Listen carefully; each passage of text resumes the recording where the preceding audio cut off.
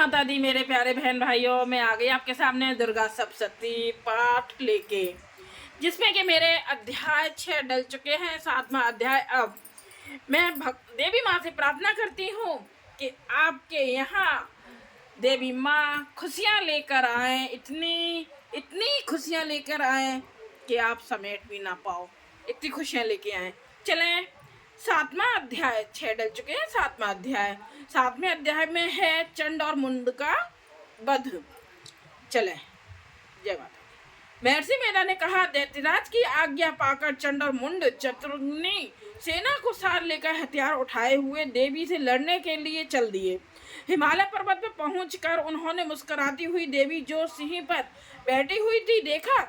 जब असुर उनको पकड़ने के लिए तलवारें लेकर उनकी ओर बढ़े, तब अंबिका को उन पर बड़ा क्रोध आया और मारे क्रोध के उनका मुख काला पड़ गया।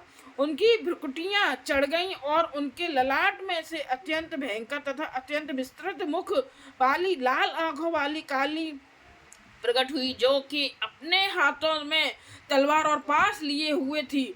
वह विचित्र खड्ग धारण किए हुए थी तथा चीते के चर्म की साड़ी एवं नरमुंडों की माला पहन रखी थी। उसका मांस सूखा हुआ था और शरीर केवल हड्डियों का ढांचा था, और जो भयंकर शब्द से दिशाओं को पूर्ण कर रही थी, वह असुर सेना पर टूट पड़ी और दैत्यों का भक्षण करने लगी। वह पार्श रक्षकों, अकुंशधारी महावतों हाथियों पर सवार योद्धाओं और घंटा सहित हाथियों को एक हाथ से पकड़ पकड़ कर अपने मुंह में डाल रही थी, और इसी प्रकार वह घोड़ों, रथों, सारथियों व रथों में बैठे हुए सैनिकों को मुंह में डालकर भयानक रूप से चबा रही थी। किसी के केस पकड़कर, किसी को पैरों से दबाकर और किसी दैत्य को छाती से मसलकर मार रही थी। वह दैत्य के छोड़े हुए बड़े बड़े अस्त्र और शस्त्रों को मुंह में पकड़कर और क्रोध में भर उनको दांतों में पीस रही थी। उसने कई बड़े बड़े असुर भक्षण कर डाले, कितनों को रोन डाला और कितनी उसकी मार के मारे भाग गए। कितनों को उसने तलवार से मार डाला, कितनों को अपने दांतों से समाप्त कर दिया, और इस प्रकार से देवी ने क्षण भर से संपूर्ण दैत्य सेना को नष्ट कर दिया।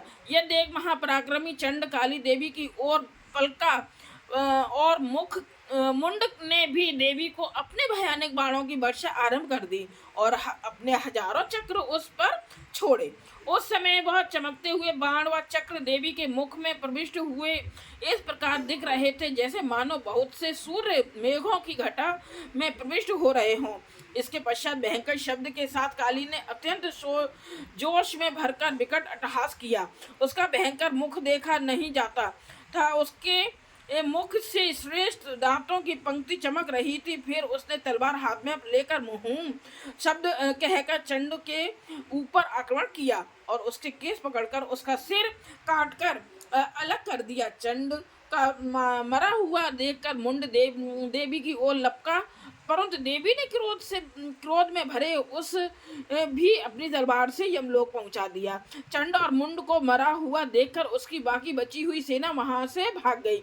इसके पश्चात काली चंड और मुंड के कटे हुए सिरों को लेकर चंडिका के पास गई और प्रचंड अट्टहास के साथ कहने लगी, हे देवी, चंड और मुंड दो महादैत्यों को मारकर तुम्हें भेंट कर दिया है।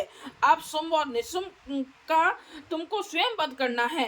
महर्षि मेधा ने कहा, वहां लाए हुए चंड और मुंड के सिरों को देखकर कल्याणकाई चंडी ने काली से मधुर वाणी में कहा, हे देवी, तुम चूंकि चंड और मुंड को मेरे पास लेकर आई हो, अतः संसार में चामुंडा के नाम से तुम्हारी ख्याति होगी। बोलो जय माता दी। देवी माँ आप सब पे बहुत कृपा करें। जय माता दी। लाइक कीजिएगा, कमेंट्स कीजिएगा।